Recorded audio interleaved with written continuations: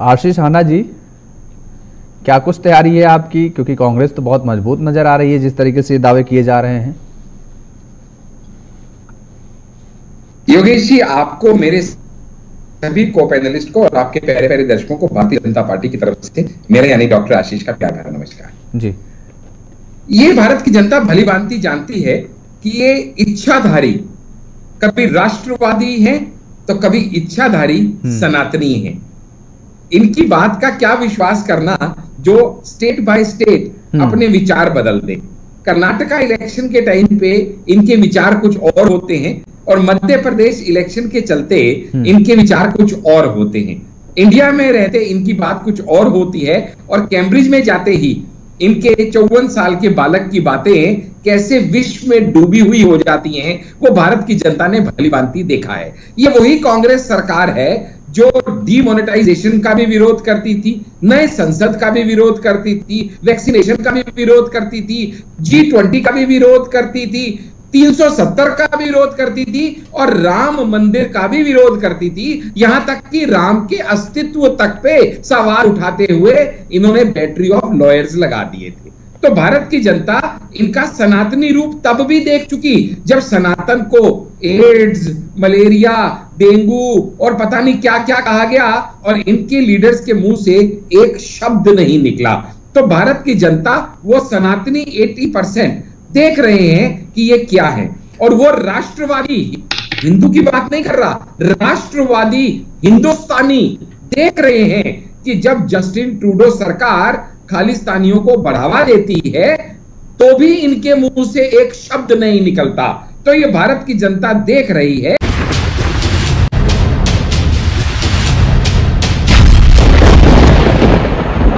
मैंने चंद्रेश जी को बहुत ध्यान से सुना क्योंकि इनकी बातें काफी तर्क संगत होंगी ऐसा मैं उम्मीद कर रहा था, लेकिन बड़ा अफसोस हुआ जब ज्यादातर बातें सिर्फ हास्यास्पद ही निकली, क्योंकि इनकी शेख चिल्ली के सपने कि कांग्रेस जीत रही है और उसके बाद राहुल गांधी को प्रधानमंत्री के रूप में इस देश के ये देखने का सपना बुन रहे हैं। तो मेरा मन कर रहा है किसी तरीके में इनको चूंडी काटूं और इनको जगाऊं और बोलूं, चंद्रेश बाबू उठ जाओ, सपना समाप्त होने का समय आ गया। क्योंकि ये देश की जनता ने भली भांति देखा है कि चाहे ये बातें कितनी भी बना लें, लेकिन इन्होंने 70 साल में जो नहीं कर दिखाया वो पिछले बीच में नहीं रहा। चंद्रेश जी मैं आपके बीच में नहीं बोला, चंद्रेश जी मैं आपके बीच में नहीं बोला, देश की जनता आपको हरा दिया। आपकी बात आ गई भाई, आ गई आपकी बात, रुक जाइए भाई, ठीक है अब बोलिए जी। धन्यवाद धन्यवाद जी। मैं कह रहा हूं देश की जनता ये देख रही है, जैसे कि अमिताभ जी ने कहा कि डेफिनेटली ये विधानसभा चुनाव जो होते हैं एक प्रतिबिंब जरूर हो सकते हैं 2024 की, पर 2024 का अपने आप में एक परिप्रेक्ष्य होता है। उदाहरण मैं कैसे दूंगा आपको, ये समझिएगा योगेश जी।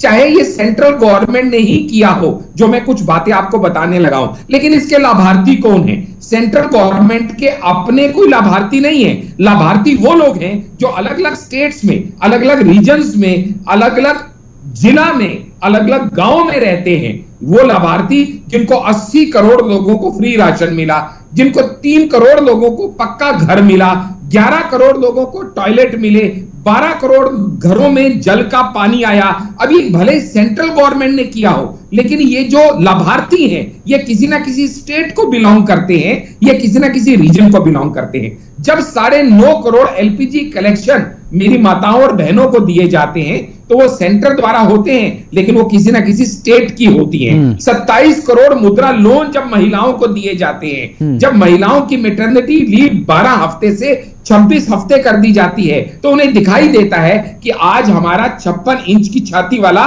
भाई बैठा है जो हमारे लिए कुछ कर रहा है। जब हर 2 दिन के अंदर एक कॉलेज खोला जाता है, जब मेडिकल कॉलेजेस की संख्या 387 से बढ़ा के 693 कर दी जाती है, जब 7 नए IIT खोले जाते हैं, तो इससे लाभार्थी कौन होता है? ये योजनाएं जो आप कह रहे हैं, ठीक है, अच्छी बात आप कह रहे हैं, लाभार्थी होता है, लेकिन जिलों में आप कह रहे हैं वो प्रदेश की जनता को मिलता है। विधानसभा चुनाव पे असर नहीं होगा, तो ऐसा नहीं है। तो सवाल तो ये सवाल तो फिर जाएगा ना कि हिमाचल और कर्नाटक में गठबंधन सरकार थी, वहां पर भी आपकी आप वहां तो डबल इंजन की सरकार थी, क्यों, क्या वजह हुआ, क्या वजह हुई कि वहां जनता ने आपको नकार दिया? चलिए ठीक है, अच्छी बात है, अच्छी बात है। आना साहब आप दोनों लोग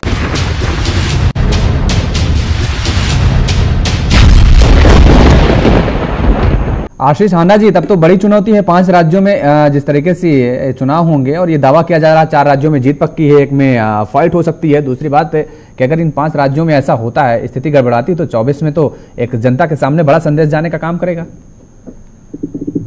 योगेश जी, यहाँ पे हम छोटी सी बात है कि एग्जांपल लेके बात करूं, क्योंकि मैं दिल्ली को बिलोंग करता हूं और दिल्ली जो है देश की राजधानी कही जाती है और इस देश का दिल कहा जाता है। और अभी 2 दिन पूर्व यहाँ पे जब डूसू के इलेक्शन हुए तो जो युवा नेता हमारे आगे आने वाले हैं, हमारा कल का भविष्य है, उसने एक छवि दिखा दी इनको कि जब 4 में से 3 सीटों पे भारतीय जनता पार्टी के छात्र विंग एबीवीपी की क्लीन स्वीप हुई और एनएसयूआई को सिर्फ 1 सीट से संतोष करना पड़ा, यानी 25% जीत इनके खाते में और 75% हमारे खाते में। और वो 25% भी इसलिए क्योंकि इनके चचेरे और मुसेरे भाई आम आदमी पार्टी ने अपने कैंडिडेट ही नहीं उतारे। सोच के देखिएगा, वो आम आदमी पार्टी जो कहती है कि मेरा कांग्रेस से कोई लेना देना नहीं, लेकिन समर्थन मांगने के लिए दिल्ली ऑर्डिनेंस बिल में कटोरा लेके इनके सामने जाती है और ये अपनी मदद के लिए उसके आगे घुटने टेक देते हैं जब वो कहती है मेरी बात नहीं मानोगे तो मैं तो तुम्हारे अलायंस में आऊंगी ही नहीं। उनके कुछ नेता कह रहे हैं कि अगर हम उतार देते अपने प्रत्याशी तो आप क्लीन स्वीप हो जाते, आपका सुपड़ा साफ हो जाता, वो कह रहे हैं। अच्छा, किसने मना किया उतारने को? यानी उन्होंने हम पे उदारतिलता दिखाई क्या? मतलब वो ये कहना चाहते हैं कि वो बीजेपी की बी टीम है क्या? वो ये एडमिट करेंगे ऑन रिकॉर्ड? बताइए, चलिए, ये क्या बचकानी बातें हैं। सबको पता है राजनीति में हर आदमी जीतने के लिए आया है, दूसरे को कटोरे में अपनी जीत दान देने के लिए तो नहीं आया है। ये बात तो पक्की है। और दूसरी बात, जिस तरीके से इन्होंने बाकियों को तो छोड़ दीजिए, जिस तरीके से अगर ये इतने कॉन्फिडेंट है, मुझे एक बात बताइए आप, अगर ये इतने ही कॉन्फिडेंट हैं और इनको अपनी जीत पे इतना विश्वास है, ये कहते हैं हमने ये किया, वो किया, वो किया, वो किया, तो इनको 14 पत्रकारों को दिल्ली करने की क्या जरूरत पड़ी? भारत का दिल है, 14 पत्रकारों के सामने जाने से और जहां आप पतलून ढीली क्यों हो जाती है? इसका जवाब दे दें भैया। जब हम आपके पास आते हैं, हांडा साहब सुनिए तो, चंद्र जी कह रहे हैं यूनिवर्सिटी से चुनाव नहीं जीतेंगे भाई प्रदेश का। यूनिवर्सिटी का चुनाव थोड़ा तय करेंगे कि प्रदेश में कौन जीत रहा है। अभी पंजाब में यूनिवर्सिटी का नहीं, मैं ये बता रहा हूँ कि जो यूनियन में किसी भी देश के राष्ट्र के निर्माण में सबसे पहला नींव का पत्थर होता है। लेकिन आप, कमाल बात है, ये तो वही वाली बात है ना कि अगर बीजेपी या एनडीए कोई चीज महीनों लेट कर दे तो भी उस पर सवाल उठे। और कांग्रेस सरकार, आपको मालूम है ना कि ये 2008 में ही वुमेन रिजर्वेशन बिल चाहते तो पास कर सकते थे, लेकिन इन्होंने राज्यसभा में पास होने के बाद भी लोकसभा में इसको प्रेजेंट ही नहीं किया। बिल्कुल हम मानते हैं कि वो पास कर सकते थे, लेकिन उनके सहयोगी दलों का समर्थन नहीं था, सरकार गिरने का डर था कांग्रेस को। नारी शक्ति को सम्मान दिलाने के लिए 56 इंच की छाती ने कोई कदम उठाया तो खुद तो तुम 27 साल में नहीं कर सकते। सराहनीय कदम है, मैं बहुत प्रशंसा कर रहा हूं, मैं बहुत धन्यवाद अदा कर रहा हूं, लेकिन ये काम अभी नहीं होना चाहिए, ये काम और बहुत पहले हो जाना चाहिए था। मुझे लगता है कि पहले ही सरकार में 2014 में मैनिफेस्टो में भी आपके था। पहले हुए, राम मंदिर का काम इससे पहले हुआ, 300 क्या दावा है क्या? अच्छा, एक बात बताइए, काम इससे पहले हुआ, काम हुआ तो ये भी हो सकता था। चलिए ठीक है, अच्छी बात है, ये हो सकता था। अमिताभ जी के पास आएंगे, एक साथ नहीं हो सकते ना।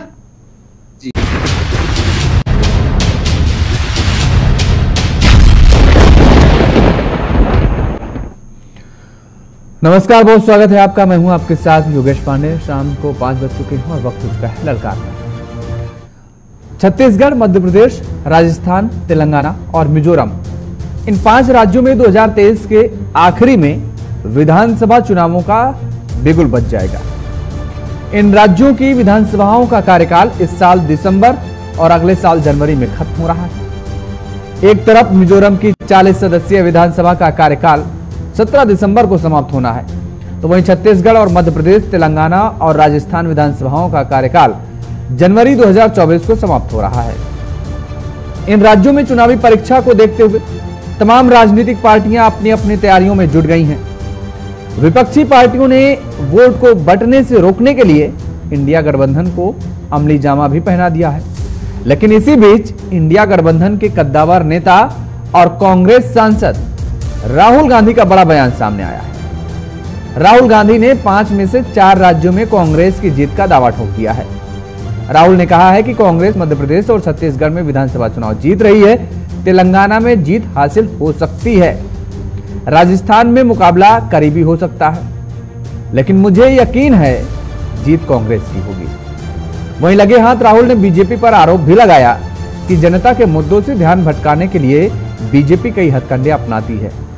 रमेश बिधूड़ी का संसद में दूसरे सांसद को गाली देना और एक देश एक चुनाव का विचार लाना उन्हीं में से एक है। अब जरा सुनिए राहुल गांधी ने और क्या कुछ कहा है। Right now, we are probably winning Telangana. Right. We are certainly winning Madhya Pradesh. We are certainly winning Chhattisgarh. Okay. Rajasthan, we are very close, and we think we'll be able to win. Okay. So that's what it's looking like. And by the way, that's also what BJP is internally saying. Right. We learned a very important lesson in Karnataka. Okay. And the lesson was that the BJP wins elections by distracting and not allowing us to construct our narrative. And so what we did in Karnataka, we fought the election in a way where the BJP could not define the narrative. What you're seeing today, you know, this gentleman, Mr. Biduri, and then suddenly this Mr. Nishikant Dubey, this is all the BJP trying to distract from the idea of the castle. It's one of the BJP's distraction strategies, right? Okay. Look, we started off with one election. Right. Right? When we started our elections. Why do we have different dates? Because in the Indian system, a chief minister can say, actually, in year 2, I feel comfortable enough to win an election and I'm going to hold an election. Right? So, at any point, a chief minister can declare elections. Right? So, obviously that's why this has happened. Right? So, there is media control. There is financial control. Right? Please go and ask any businessman in India what happens to them if they support an opposition party. If they were to write a check for any opposition party, ask them what happens to them. Right? So we are facing a financial attack, we're facing a media attack. And we're doing pretty well. We've banded together. I have not seen the opposition working like this before. Where we can sit down on the table and we can say, look, we don't quite agree with you on that. And they can say, well, you know, we don't agree with you on that. And we'll say, okay, so what about this compromise solution? And they're like, absolutely, this works for all of us. Right? So there's a great deal of flexibility. And I must tell you, I am very impressed with the flexibility that all the opposition parties are showing. Because we understand what is at stake here. We are not fighting now a political party. You're fighting right? We are fighting the Indian state. And we are fighting to defend the idea of India. And that is why we have given our name. India. तो 4 राज्यों में राहुल गांधी की जीत के दावे कितने सही साबित होंगे, ये तो आने वाला वक्त ही बताएगा। लेकिन फिलहाल राहुल के इन दावों ने राजनीतिक गलियारों में सियासी हलचल तेज कर दी है और इस चर्चा को भी हवा दे दी है कि आखिर राहुल के ये दावे हवाई हैं या राहुल के पास इन दावों को जमीनी हकीकत बनाने के लिए कोई मास्टर प्लान भी तैयार है। आज इसी मुद्दे पर हम चर्चा करेंगे और हमारे साथ कुछ मेहमान जुड़े हुए हैं, आपका तारुफ करा देते हैं। आशीष हाना जी हैं, भारतीय जनता पार्टी के प्रवक्ता हैं, चंद्रेश सिंह जी हैं, कांग्रेस के प्रवक्ता हैं और अमिताभ कुमार जी हमारे साथ जुड़े हुए वरिष्ठ पत्रकार हैं। आप तीनों मेहमानों का हमारे साथ जुड़ने के लिए, समय देने के लिए बहुत बहुत शुक्रिया और बहुत बहुत स्वागत है। चंद्रेश जी, क्या प्लानिंग है, क्या स्ट्रेटजी है, क्योंकि बहुत कॉन्फिडेंट लग रहे हैं आप और आपके नेता कि 4 राज्यों में तो जीत पक्की है। पूरे कांग्रेस महकमे में कॉन्फिडेंस भी है और विश्वास भी। इन 4 राज्यों में वहां की स्थानीय सरकार ने बेहतर कार्य किया है और अपने काम के बल पर वहां कांग्रेस वोट मांगती है। हमारे एजेंडे पे जाति धर्म संप्रदाय नहीं है, तो वहां पर हमने योजनाएं लॉन्च की हैं, जो योजनाएं लागू की हैं, झारखंड हो, छत्तीसगढ़ हो, राजस्थान हो, मध्य प्रदेश को, वहां की आवाम की एक आवाज है कि भाजपा वहां पुनः सत्ता में आना चाहिए। और इस बात को लेकर भारतीय जनता पार्टी के खेमे में एक भय का माहौल बना। हम एक सवाल बस पूछते हैं कि जिस रेट में छत्तीसगढ़ में, झारखंड में हमारी सरकार धान खरीद कर रही, उस रेट में उत्तर प्रदेश में सरकार धान की खरीद क्यों नहीं कर रही? हम छत्तीसगढ़ में गोबर तक खरीद रहे हैं, उत्तर प्रदेश में गाय का गोबर क्यों नहीं खरीदा जा सकता है? तो तुलनात्मक यदि अध्ययन किया जाए तो जहां भारतीय जनता पार्टी की सरकार है, मैं बता रहा हूं, जहां भारतीय जनता पार्टी की सरकार है वहां इन लोगों ने लोगों को सिर्फ जुमले सुनाए, जुमले दिखाए, और जिस प्रकार से इन्होंने सदन के अंदर महिला आरक्षण बिल लेकर आए उसका हमने स्वागत किया, लेकिन हमने सरकार के ऊपर इस बात के लिए दबाव बनाने की कोशिश की कि उसे जल्द से जल्द आप लागू करिए, इसी लोकसभा चुनाव में लागू कर दीजिए। और यही नहीं, अनुसूचित जाति, जनजाति और पिछड़ों के अधिकारों को ध्यान में रखिए, सेंसस कराइए और सामाजिक न्याय की दिशा में कदम उठाइए। भारतीय जनता पार्टी इसके लिए तैयार नहीं। तो आम जनता ये जान चुकी है, जो गरीब है, शोषित है, वंचित लोग हैं, जो हाशिए पर लोग हैं, रेहड़ी वाले, ठेला वाले, वो जान रहे हैं कि भारतीय जनता पार्टी सिर्फ अमीरों की पार्टी है और इसका आम लोगों से कोई लेना देना नहीं है। कांग्रेस पार्टी, उसकी विचारधारा आम लोगों की पार्टी है और आम लोगों के विकास में विश्वास रखती है। जनता का विश्वास लगातार कांग्रेस के साथ जुड़ता जा रहा है। हम जहां भी जा रहे हैं, अब लोग ट्रेनों में चर्चा करने लगे हैं, बस में चर्चा करने लगे हैं, चौराहे पर चर्चा करने लगे हैं कि भारतीय जनता पार्टी झूठ बोलती है और इनका झूठ जो है बेनकाब हो चुका है और इसका खामियाजा आने वाले चुनाव में इनको भुगतना पड़ेगा। आशीष हाना जी, क्या कुछ तैयारी है आपकी, क्योंकि कांग्रेस तो बहुत मजबूत नजर आ रही है जिस तरीके से दावे किए जा रहे हैं? योगेश जी, आपको, मेरे सभी को पैनलिस्ट को और आपके प्यारे प्यारे दर्शकों को भारतीय जनता पार्टी की तरफ से मेरे यानी डॉक्टर आशीष का प्यार भरा नमस्कार जी। ये भारत की जनता भली भांति जानती है कि ये इच्छाधारी कभी राष्ट्रवादी हैं तो कभी इच्छाधारी सनातनी हैं। इनकी बात का क्या विश्वास करना जो स्टेट बाय स्टेट अपने विचार बदल दे। कर्नाटका इलेक्शन के टाइम पे इनके विचार कुछ और होते हैं और मध्य प्रदेश इलेक्शन के चलते इनके विचार कुछ और होते हैं। इंडिया में रहते इनकी बात कुछ और होती है और कैम्ब्रिज में जाते ही इनके 54 साल के बालक की बातें कैसे विश्व में डूबी हुई हो जाती हैं, वो भारत की जनता ने भली भांति देखा है। ये वही कांग्रेस सरकार है जो डीमोनेटाइजेशन का भी विरोध करती थी, नए संसद का भी विरोध करती थी, वैक्सीनेशन का भी विरोध करती थी, G20 का भी विरोध करती थी, 370 का भी विरोध करती थी और राम मंदिर का भी विरोध करती थी। यहां तक कि राम के अस्तित्व तक पे सवाल उठाते हुए इन्होंने बैटरी ऑफ लॉयर्स लगा दिए थे। तो भारत की जनता इनका सनातनी रूप तब भी देख चुकी जब सनातन को एड्स, मलेरिया, डेंगू और पता नहीं क्या क्या कहा गया और इनके लीडर्स के मुंह से एक शब्द नहीं निकला। तो भारत की जनता वो सनातनी 80% देख रहे हैं कि ये क्या है।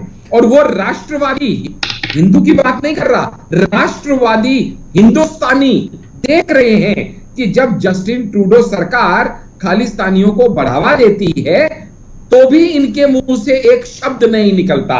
तो ये भारत की जनता देख रही है कि ये जो सामने बने हुए अपने आप को, कभी ये इच्छाधारी हिंदू, कभी साहब, ये तो दोनों तरफ से है ना, दोनों पार्टियों के शीर्ष नेतृत्व से मुंह नहीं खुलता है जब कोई उनकी तरफ से गलती होती है। आपके यहाँ भी अभी आपके सांसद ने किस तरीके से सदन के अंदर, बिल्कुल गलत बात है, हमारे सांसद के गलत शब्द बोलते ही इमीडिएटली राजनाथ सिंह ने विदिन मिनट्स ऑन द, क्या बोला राजनाथ सिंह ने, क्या बोला राजनाथ सिंह ने?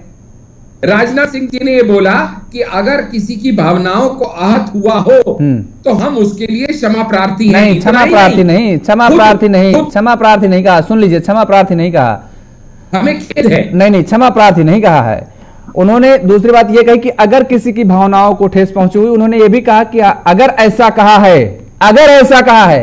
सदन के अंदर क्या सो रहे थे राजनाथ सिंह? क्या राजनाथ सिंह नहीं सुन रहे थे क्या? नहीं, अगर ऐसा नहीं, हाँ ना सर, देखिए निष्पक्षता, देखिए नहीं, अगर ऐसा उन्होंने क्या कहा कि अगर ऐसा कहा है, अगर ऐसा है कहा क्या मतलब सीधे बोलना चाहिए भाई। अरे जिस समय वो बोल रहे थे, जिस समय वो बोल रहे थे उसी समय रोकना चाहिए, उसी समय रोक देना चाहिए था कि ये क्या बोले जा रहे हैं विदुड़ी साहब। एक फ्लो होता है, लेकिन आप कमाल बात है, ये तो वही वाली बात है ना कि अगर बीजेपी या एनडीए कोई चीज महीनों लेट कर दे तो भी उस पर सवाल उठे। और कांग्रेस सरकार, आपको मालूम है ना कि ये 2008 में ही वुमेन रिजर्वेशन बिल चाहते तो पास कर सकते थे, लेकिन इन्होंने राज्यसभा में पास होने के बाद भी बिल्कुल मानते हैं इसको प्रेजेंट ही नहीं किया। बिल्कुल हम मानते हैं कि वो पास कर सकते थे, लेकिन उनके सहयोगी दलों का समर्थन नहीं था, सरकार गिरने का डर था कांग्रेस को। नारी शक्ति को सम्मान दिलाने के लिए 56 इंच की छाती ने कोई कदम उठाया तो खुद तो तुम 27 साल में नहीं कर सके। सराहनीय कदम है, सराहनीय कदम है। मैं बहुत प्रशंसा कर रहा हूं, मैं बहुत धन्यवाद अदा कर रहा हूं, लेकिन ये काम अभी नहीं होना चाहिए, ये काम और बहुत पहले हो जाना चाहिए था। मुझे लगता है कि पहले ही सरकार में 2014 में मैनिफेस्टो में भी आपके था। पहले हुए, राम मंदिर का काम इससे पहले हुआ, 300 क्या दावा है क्या? अच्छा एक बात बताइए, काम इससे पहले हुआ, काम हुआ तो ये भी हो सकता था। चलिए ठीक है, अच्छी बात है, ये हो सकता था। अमिताभ जी के पास आएंगे, एक साथ नहीं हो सकते ना जी। सभी पार्टियां जो है ना एक ही रास्ते पे चल रही हैं, लेकिन अपने आप को सब सर्वश्रेष्ठ साबित करने पे लगे हुए हैं। अमिताभ जी, 5 राज्यों में चुनाव है, किस नजरिए से आप देख रहे हैं, क्या तस्वीर आपको नजर आ रही है? स्टेट इलेक्शंस हैं तो अच्छी फाइट होगी, बढ़िया फाइट होगी।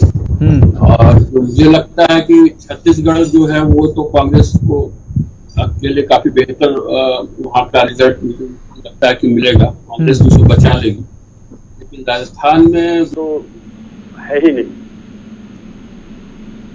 और तेलंगाना की बात तो करनी भी नहीं चाहिए। वैसे भी मध्य प्रदेश में जरूर फाइट है, बहुत तगड़ा फाइट होने जा रहा है, क्योंकि कांग्रेस को भी बहुत अच्छा वहां पे जो है बढ़त वहां पे मिलने की संभावनाएं हैं। अगर कांग्रेस ढंग से मेहनत करे तो मध्य प्रदेश को भी वापस ले सकती है। अभी जो परिस्थितियां हैं उसमें राजस्थान इनके हाथ से जा रहा है, और मध्य प्रदेश में भाजपा को मेहनत करनी पड़ेगी। सुनने में ये आ रहा है कि जिस तरह से भारतीय जनता पार्टी ने अपने गुजरात मॉडल को बेचा, गुजरात मॉडल को पेश किया, अब कांग्रेस छत्तीसगढ़ मॉडल को लेकर के जा रही है, अन्य राज्यों में चुनावी मैदान में उतरेगी। हाँ, तो छत्तीसगढ़ मॉडल अगर लोगों को, वहाँ के स्थानीय लोगों को, जनता को पसंद आ रहा है, जनता को उनका काम पसंद आ रहा है, तो उस मॉडल को प्रोजेक्ट करना ही चाहिए। क्योंकि अगर बघेल साहब ने जिस ढंग से जनता को खुश रखा है, तो कांग्रेस को चाहिए कि उसी मॉडल को लेकर के आगे बढ़े और दूसरे राज्यों में भी पेश करे कि देखिए यहाँ पे हमने इस ढंग से काम किया है और ये रिजल्ट आ रहे हैं। वो तो हर पार्टी को करना चाहिए, जो भी उनका बेहतरीन मॉडल होता है उसको सामने रखना चाहिए। और कांग्रेस से ये उम्मीद की जानी चाहिए कि अब वो बेहतर ढंग से चुनाव लड़ने की तैयारी करे, नए ढंग से देखे, और जो भारतीय जनता पार्टी कर रही है उससे कुछ अलग और बेहतर जो है नीति और प्रोजेक्ट्स जो है वो लेकर के सामने आए कि हम लोग इस राज्य का, जिस भी राज्य में हम काम करने जा रहे हैं, उसका हम किस तरीके से विकास करेंगे, लोगों तक कैसे हम फायदा पहुंचाएंगे। क्योंकि नुकसान तो इसी बात का हुआ था कि कांग्रेस एकदम थर्ड पार्टी हो गई थी। ऐसा लगता था कि उनको लगता था कि बस सत्ता तो इनकी ही बननी है, तो कोई काम, विकास के काम बहुत धीमे धीमे हो गए थे। करप्शन बहुत हावी था, हालांकि करप्शन से अभी भी कोई मुक्त नहीं है, किसी राज्य में मुक्त नहीं है। करप्शन का आपने जिक्र किया तो छत्तीसगढ़ हो, मध्य प्रदेश हो, बिहार हो, उत्तर प्रदेश हो, नीचे लेवल पे करप्शन की बहुत बुरी हालत है। और मुझे लगता है कि पार्टियों को इस दिशा में काम करने की जरूरत है और कुछ ऐसा सिस्टम प्रेजेंट करने की जरूरत है जिससे कि लोगों को लगे कि हाँ, ये पार्टी जो है करप्शन को कम करने के सही तौर तरीकों के साथ आ रही है। तो मुझे लगता है उस पार्टी को बड़ा समर्थन मिले, क्योंकि करप्शन जो लेवल, जो स्थानीय स्तर पे है, जो स्थानीय निकायों में जो हालात हैं, जो जिला प्रशासन में जो हालात हैं, उससे लोग बहुत दुखी हैं, बिल्कुल खुश नहीं है। किसी छोटे से छोटे काम के लिए आप जाइए, बगैर पूजा पाठ के उनका काम हो ही नहीं सकता। ठीक बात आप कह रहे हैं। चढ़ावा चढ़ाना, मतलब आपके कहने के अनुसार चढ़ावा चढ़ाना पड़ेगा, उसके बाद काम होगा। अब हांडा साहब की पार्टी ने तो अपने दूसरे राज्यों के मुख्यमंत्रियों को, केंद्र के मंत्रियों को, इनको सबको छत्तीसगढ़ में लैंड कराया जा रहा है, और आरोप यहाँ पर भ्रष्टाचार का लग रहा है कि भाई गोबर की योजना में उसमें भ्रष्टाचार किया गया, धान खरीदी में भ्रष्टाचार किया गया। लेकिन एक सवाल यहाँ पर थोड़ा सा और हट करके अमिताभ जी आपसे, आपने रणनीति का जिक्र किया, तो भारतीय जनता पार्टी जिस रणनीति पे काम करते हो उसका तो क्लियर रहता है, राष्ट्रवाद हिंदुत्ववाद को लेकर के। राहुल गांधी ने प्रेस कॉन्फ्रेंस किया तो उसमें कहा कि भारतीय जनता पार्टी भटकाने की कोशिश करती है।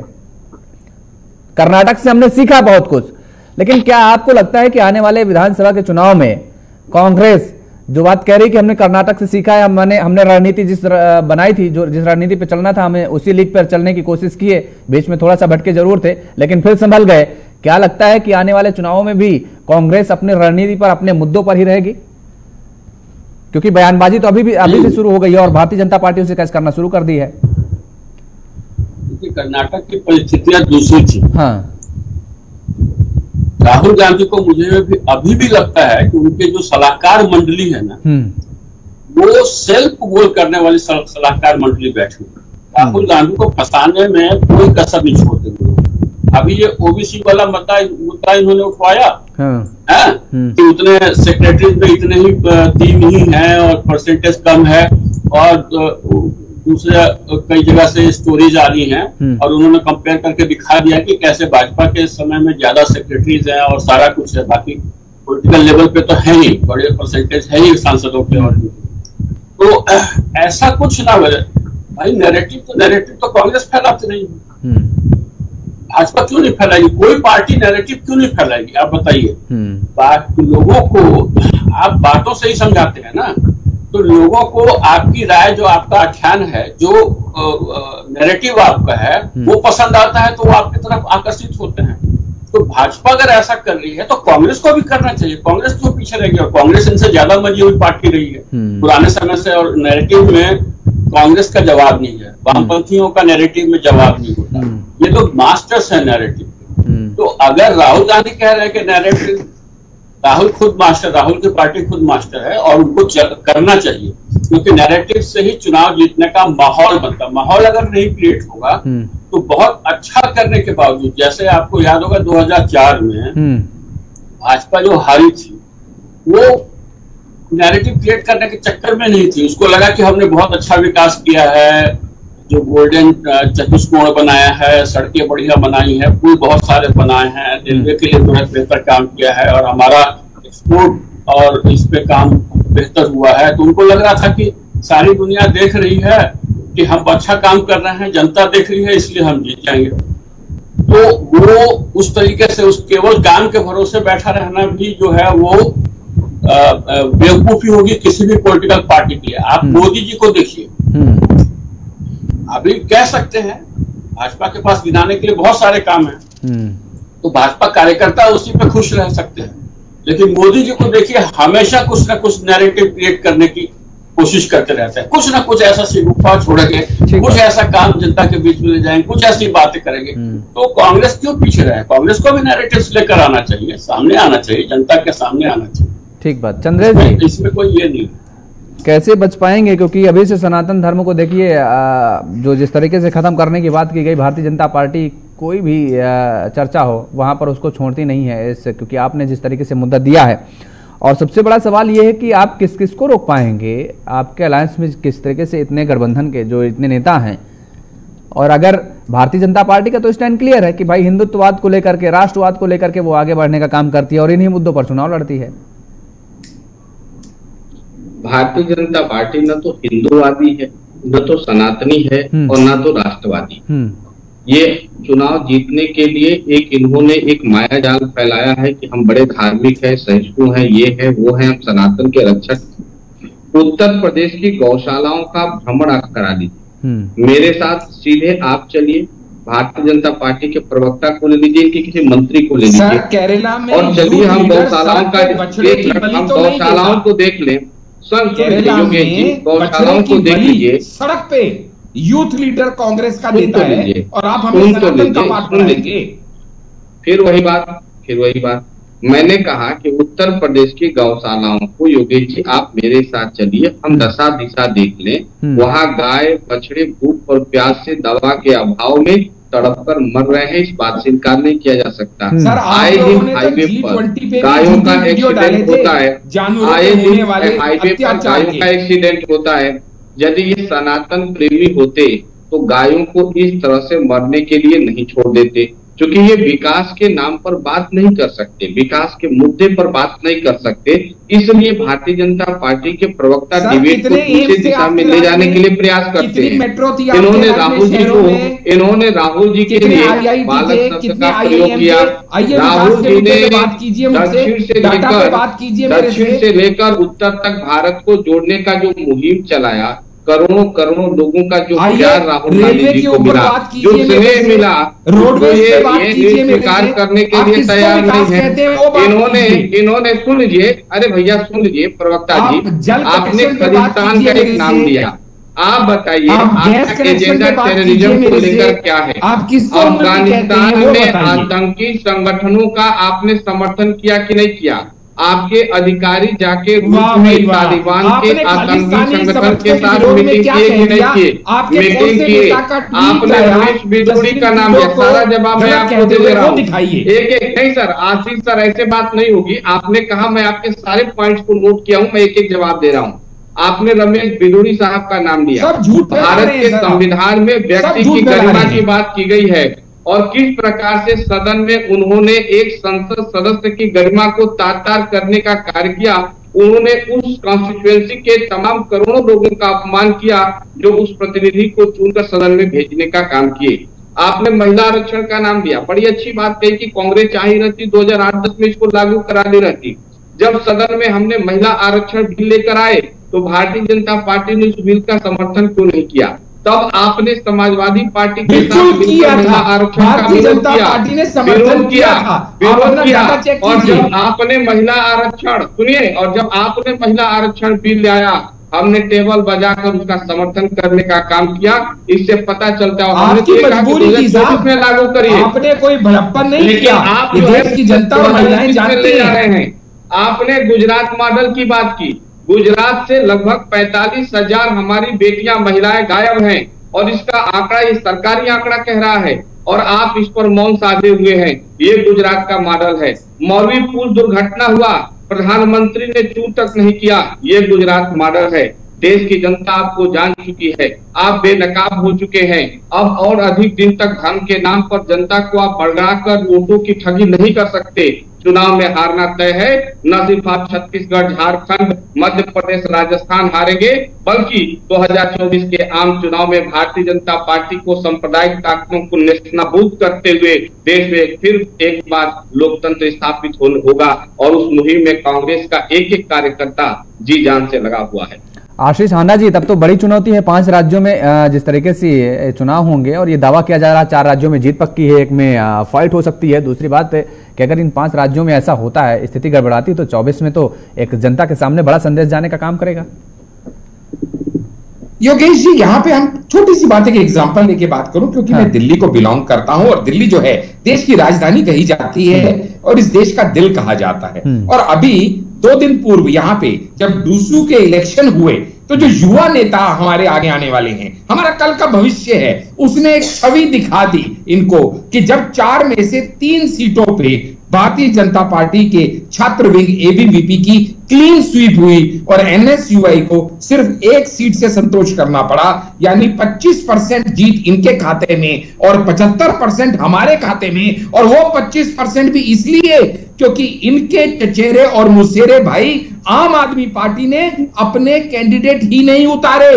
सोच के देखिएगा, वो आम आदमी पार्टी जो कहती है कि मेरा कांग्रेस से कोई लेना देना नहीं, लेकिन समर्थन मांगने के लिए दिल्ली ऑर्डिनेंस बिल में कटोरा लेके इनके सामने जाती है और ये अपनी मदद के लिए उसके आगे घुटने टेक देते हैं जब वो कहती है मेरी बात नहीं मानोगे तो मैं तो तुम्हारे अलायंस में आऊंगी ही नहीं। उनके कुछ नेता कह रहे हैं कि अगर हम उतार देते अपने प्रत्याशी तो आप क्लीन स्वीप हो जाते, आपका सुपड़ा साफ हो जाता, वो कह रहे हैं। अच्छा, किसने मना किया उतारने को? यानी उन्होंने हम पे उदारदिलता दिखाई क्या?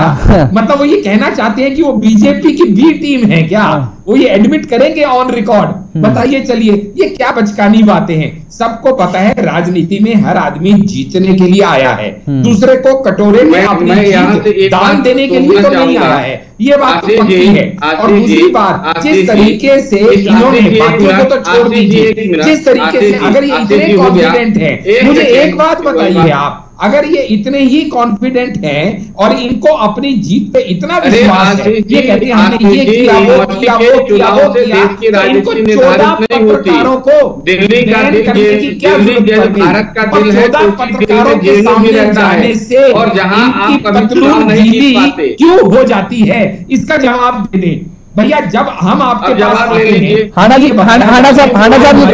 साहब सुनिए तो, चंद्र जी कह रहे हैं यूनिवर्सिटी से चुनाव नहीं जीतेंगे भाई प्रदेश का, यूनिवर्सिटी से चुनाव थोड़ा तय करेंगे कि प्रदेश में कौन जीत रहा है। अभी पंजाब में यूनिवर्सिटी का नहीं, मैं ये बता रहा हूँ कि जो यूनियन में किसी भी देश के राष्ट्र के निर्माण में सबसे पहला मील का पत्थर होता है। वो दोनों लोग एक मिनट एक बुझाइए, योगेश जी एक मिनट। जितना समय पंजाब में ये लगातार बोल रहे हैं, मुझे इन्होंने 2 मिनट अच्छा एक सेकंड, दोनों लोगों को रोक रहे हैं। आशीष जी आप रुकिए, चंद्र जी आप रुकिए, अमिताभ जी आप मुझे अरे आप बोल रहे थे, चंद्र जी जब आप जवाब दे रहे थे कि यदि कोई बोलेगा इनके पास तर्क होते नहीं है, ठीक है दोनों लोग डिस्टर्ब करने का काम करेंगे, या तो पढ़कर बात रखिए। ठीक है आशीष जी आप भी रुके। अमिताभ जी क्या ये सच है कि 5 राज्यों की जो चुनाव के नतीजे आएंगे ये 2024 के सेमीफाइनल माने जाएं, 2024 की रूपरेखा तय कर देंगे ये 5 राज्यों के चुनाव? देखिए मेरा जो अनुभव रहा है ना उसको इससे नहीं जोड़ सकते आप। थोड़ा बहुत असर पड़ता है, क्या होता है कि पार्टियों में उत्साह बढ़ता है। अगर मान लीजिए कि 4 राज्यों में कांग्रेस जीत जाती है तो कांग्रेस के अंदर ना एक उत्साह का संचार होगा। उत्साह का संचार होगा तो उसके कार्यकर्ता और जो भी नेता हैं वो और प्राणपण से जुट जाएंगे अपने को जीतने के लिए, तो उसका वो हल्का सा असर आ सकता है। लेकिन नेशनल लेवल के चुनाव हमेशा अलग होते हैं स्टेट से। और अभी देखिए अभी ताजा अभी किसी चैनल ने 2 दिन 3 दिन पहले ही से जो सर्वे किया है उसमें जो फिर 52% जो है लोगों ने पसंद किया मोदी जी को प्रधानमंत्री के तौर पे। तो अभी देश के चुनाव का मसला बिल्कुल अलग है, क्योंकि देश के विकास के हिसाब से लोगों को अभी मोदी सबसे ज्यादा पसंद आ रहे हैं और लगातार मतलब 9 साल होने के बावजूद अभी तक वो जो प्रभाव है उनका कम नहीं हुआ है। इससे ऐसा लग रहा है कि राष्ट्रीय स्तर पर जो चुनाव होंगे वहां ये राज्य के स्तर के चुनाव का बहुत अंतर नहीं आएगा। हाँ, कार्यकर्ता अगर कांग्रेस के ज्यादा स्टेट्स में जीतते हैं तो उनको असर पड़ेगा। जैसे बेंगलुरु इन्होंने जीता था तो बेंगलुरु जीतने के बाद ही कांग्रेस को देखे ताव आया और जो विपक्षी गठबंधन बना है उसमें, नहीं तो नीतीश जी को मजबूरी थी, ये लोग बना दिए होते संयोजक। लेकिन चूंकि अब वो कर्नाटक जीत गए थे तो इनको लगा कि नहीं हम फिर से मजबूत हो रहे हैं। तो नीतीश जी जो चाह रहे थे वो नहीं हो पाया और अभी तक इनका संयोजक तय नहीं हो पाया। तो राजस्थान छत्तीसगढ़ अगर जीत जाते हैं तब तो फिर और आत्मविश्वास से लबरेज हो जाएगी कांग्रेस।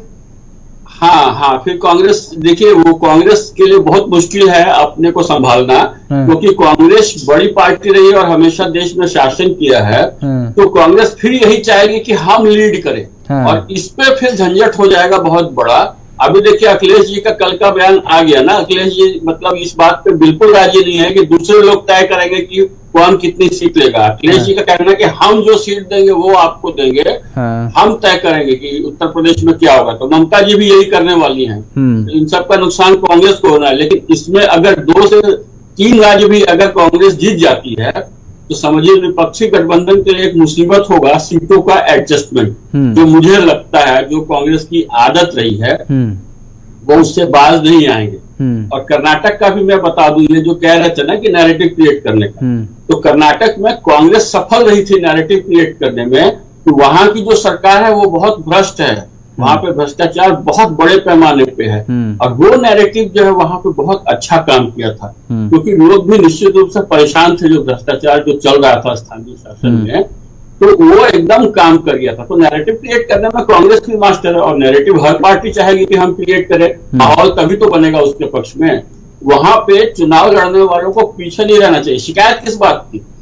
आप भी वही कर रहे हैं, वो भी वही कर रहा है, तो आप शिकायत किस बात की कर रहे हैं? भाई आप भी कीजिए और आप बेहतर नैरेटिव के साथ आइए, बेहतर योजनाओं के साथ आइए, बेहतर नीतियों के साथ आइए, जनता के विकास के नए जो प्रोजेक्ट प्रपोजल्स लेकर आइए कि देखिए हम आपको किस ढंग से आगे ले जाएंगे, स्टेट्स को आगे ले जाएंगे या देश को आगे ले जाएंगे। ठीक है अमिताभ जी, लेकिन आपने जैसे कहा कि राज्यों के चुनाव को जोड़ करके हम उनके नतीजों को देख करके हम राष्ट्रीय चुनाव को नहीं निर्धारित कर सकते या उनको कंपेयर नहीं कर सकते, लेकिन यहाँ पर सवाल ये रहेगा क्योंकि राष्ट्रीय चुनाव से ठीक पहले 5 राज्यों में जब चुनाव होंगे तो राज्यों में भारतीय जनता पार्टी के पास कोई लीडर होता नहीं है। आपने भी देखा होगा, ये प्रधानमंत्री नरेंद्र मोदी के चेहरे पे सारे चुनाव लड़े जाते हैं। जब ये चुनाव लड़े जाएंगे तो मुझे लगता है कि पीएम मोदी के चेहरे पर ही चुनाव लड़े जाएंगे। और अगर ऐसी कुछ स्थिति होती है, ऊपर नीचे होती है कि भारतीय जनता पार्टी के पक्ष में सब कुछ ठीक नहीं रहता है, तब तो विपक्ष इस बात को भुनाएगा ना कि देखिए प्रधानमंत्री नरेंद्र मोदी ने कितनी रैलियां की राजस्थान में, कितनी रैलियां छत्तीसगढ़ में की, कितनी रैलियां मध्य प्रदेश में की, कोई असर नहीं।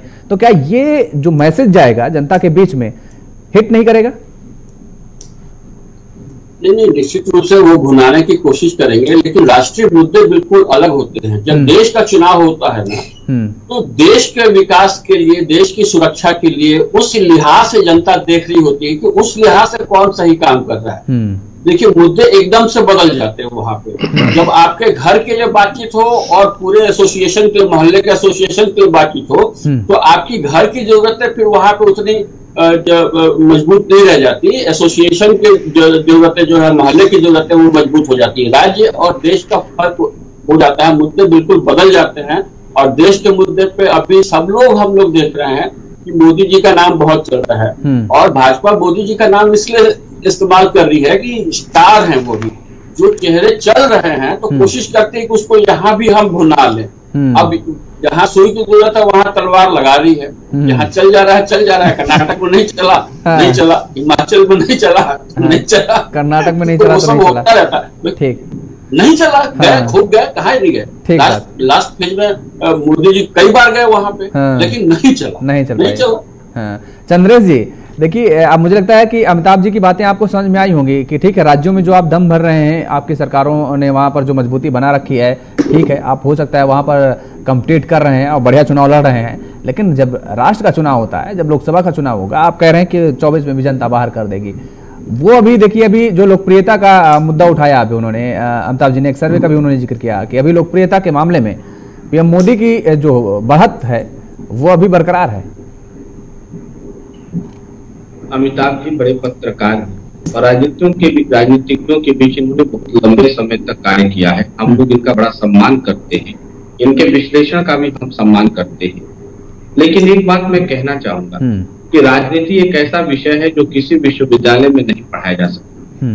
और बड़े बड़े राजनीतिज्ञों के भी समीक्षाएं कई बार क्या होती हैं, नुकसान उठा लेती हैं या वो फेल हो जाती है। तो राजनीति में कोई दावा परिपूर्ण एकदम 100% पूर्ण नहीं होता, उसकी प्रोबेबिलिटी हमेशा 1 से कम ही रहेगी। मैं आश्चर्य कर रहा हूं कि जहां पर हमारे वरिष्ठ प्रवक्ता पत्रकार कह रहे हैं कि राज्यों का चुनाव अलग है, केंद्र का चुनाव अलग है, हम भी मानते हैं इस बात को। लेकिन भारतीय जनता पार्टी के प्रवक्ता तो यूनिवर्सिटी में चुनाव जीत जाने से पूरे देश में चुनाव जीत जाने का उदाहरण दे रहे हैं।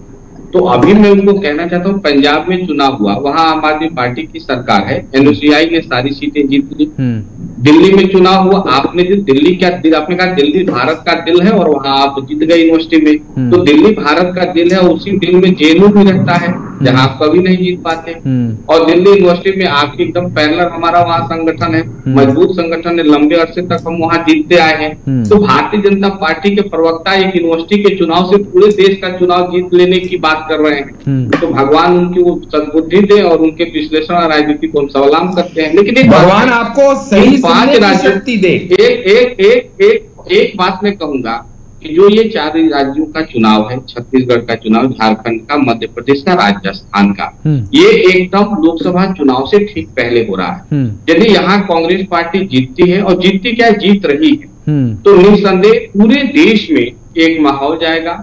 हर राज्य में कांग्रेस पार्टी के कार्यकर्ताओं के अंदर उत्साह बढ़ेगा और वो राहुल गांधी जी को प्रधानमंत्री बनाने की मुहिम में और मजबूती के साथ लग जाएंगे। और आज भी लगे हुए, हर प्रांत में हमारा एक ही उद्देश्य है कि सांप्रदायिक ताकतों को निष्नाबूद करना, देश में लोकतंत्र स्थापित करना, संविधान का शासन स्थापित करना, और जो ये फिरका परस्त ताकतें हैं उनको हराकर राहुल गांधी जी को देश का प्रधानमंत्री बनाकर इस देश की 80% आबादी को जातिगत जनगणना कराकर सामाजिक न्याय व अधिकार प्रदान करना। हम आगे बढ़ रहे हैं। जी, मैंने चंद्रेश जी को बहुत ध्यान से सुना, क्योंकि इनकी बातें काफी तर्क संगत होंगी ऐसा मैं उम्मीद कर रहा था, लेकिन बड़ा अफसोस हुआ जब ज्यादातर बातें सिर्फ हास्यास्पद ही निकली, क्योंकि इनकी शेख चिल्ली के सपने कि कांग्रेस जीत रही है और उसके बाद राहुल गांधी को प्रधानमंत्री के रूप में इस देश के ये देखने का सपना बुन रहे हैं। तो मेरा मन कर रहा है किसी तरीके में इनको चूंडी काटूं और इनको जगाऊं और बोलूं, चंद्रेश बाबू उठ जाओ, सपना समाप्त होने का समय आ गया। क्योंकि ये देश की जनता ने भली भांति देखा है कि चाहे ये बातें कितनी भी बना लें, लेकिन इन्होंने 70 साल में जो नहीं कर दिखाया वो पिछले बीच में नहीं रहा। चंद्रेश जी मैं आपके बीच में नहीं बोला, चंद्रेश जी मैं आपके बीच में नहीं बोला, चंद्रेश जी मैं आपके बीच में नहीं बोल, मध्य प्रदेश में आपने मुझे बात रखने दीजिए अपनी, देश की जनता देख रही है, महाराष्ट्र में हरा दिया, वहां पर आपने संयम होना चाहिए, सभ्यता आप है कहां, आप बिहार में है, सहनशक्ति होनी चाहिए, आप मेरे बीच में नहीं बोलेंगे, पूरे दक्षिण भारत में आप कहीं नहीं है, उत्तर भारत के सुन लीजिए चंद्रेश जी, सुन लीजिए देश का मूल्यांकन मुझे बात रखनी, तो ऐसे जो है मृग मरीचिका को सलाम आप नहीं चाहता मैं भैया, छत्तीसगढ़ में है न झारखंड में है, नहीं बोलूंगा, राजस्थान में है, आपने ठीक है चंद्रेश जी रुक जाइए भाई, ठीक है होगा चंद्रेश जी रुक जाइए, आप रुक जाइए चंद्रेश जी रुक जाइए, आपकी बात आ गई भाई, आ गई आपकी बात, रुक जाइए भाई, ठीक है अब बोलिए। जी धन्यवाद जी। मैं कह रहा हूं देश की जनता ये देख रही है, जैसे कि अमिताभ जी ने कहा कि डेफिनेटली ये विधानसभा चुनाव जो होते हैं एक प्रतिबिंब जरूर हो सकते हैं 2024 की, पर 2024 का अपने आप में एक परिप्रेक्ष्य होता है। उदाहरण मैं कैसे दूंगा आपको, ये समझिएगा योगेश जी, चाहे ये सेंट्रल गवर्नमेंट ने ही किया हो जो मैं कुछ बातें आपको बताने लगा हूं, लेकिन इसके लाभार्थी कौन है? सेंट्रल गवर्नमेंट के अपने कोई लाभार्थी नहीं है, लाभार्थी वो लोग हैं जो अलग अलग स्टेट्स में, अलग अलग रीजन्स में, अलग अलग जिला में, अलग अलग गांव में रहते हैं। वो लाभार्थी जिनको 80 करोड़ लोगों को फ्री राशन मिला, जिनको 3 करोड़ लोगों को पक्का घर मिला, 11 करोड़ लोगों को टॉयलेट मिले, 12 करोड़ घरों में जल का पानी आया। अभी भले सेंट्रल गवर्नमेंट ने किया हो, लेकिन ये जो लाभार्थी हैं ये किसी ना किसी स्टेट को बिलोंग करते हैं, ये किसी ना किसी रीजन को बिलोंग करते हैं। जब 9.5 करोड़ एलपीजी कलेक्शन मेरी माताओं और बहनों को दिए जाते हैं तो वो सेंटर द्वारा होते हैं, लेकिन वो किसी ना किसी स्टेट की होती है। 27 करोड़ मुद्रा लोन जब महिलाओं को दिए जाते हैं, जब महिलाओं की मैटरनिटी लीव 12 हफ्ते से 26 हफ्ते कर दी जाती है, तो उन्हें दिखाई देता है कि आज हमारा 56 इंच की छाती वाला भाई बैठा है जो हमारे लिए कुछ कर रहा है।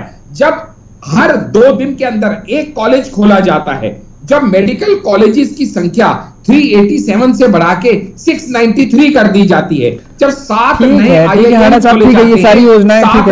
IIT खोले जाते हैं, तो इससे लाभार्थी कौन होता है? ये योजनाएं जो आप कह रहे हैं, ठीक है, अच्छी बात आप कह रहे हैं, लाभार्थी होता है, लेकिन जिलों में आप कह रहे हैं वो प्रदेश की जनता को मिलता है, विधानसभा चुनाव पे असर नहीं होगा, तो ऐसा नहीं है। तो सवाल तो ये सवाल तो फिर उठ जाएगा ना कि हिमाचल और कर्नाटक में गठबंधन सरकार थी, वहां पर भी आपकी आप वहां तो डबल इंजन की सरकार थी, क्यों, क्या वजह हुआ, क्या वजह हुई कि वहां जनता ने आपको नकार दिया? चलिए ठीक है, अच्छी बात है आंडा साहब, आप दोनों लोग मेहनत करिए, आशीष आंडा जी, चंद्रेश जी, आप दोनों लोग मेहनत करिए, दोनों लोगों को बहुत बहुत शुभकामनाएं, और सभी मेहमानों को हमारे साथ जुड़ने के लिए, समय देने के लिए बहुत बहुत धन्यवाद। समय के अभाव चलते चर्चा को यहीं पे विराम देंगे। तो लगातार जिस तरीके से राजनीतिक दलों की तरफ से अपनी मजबूती को और मजबूत करने के लिए सभी जुटे हुए हैं, प्रत्येक वर्ग के वोट बैंक को अपने पाले मिलाने की कवायद में जुटे हुए हैं और रणनीति बनाते जुटे हुए हैं कि एनडीए सोच रहा है कि इंडिया को कैसे हराया जाए और इंडिया सोच रहा है कि आखिर इंडिया गठबंधन को कैसे हराया जाए। लेकिन देखने वाली बात यह होगी कि जनता का झुकाव किधर होगा। यहां पर रुकेंगे एक छोटे से ब्रेक के लिए, ब्रेक के बाद फौरन हाजिर होंगे।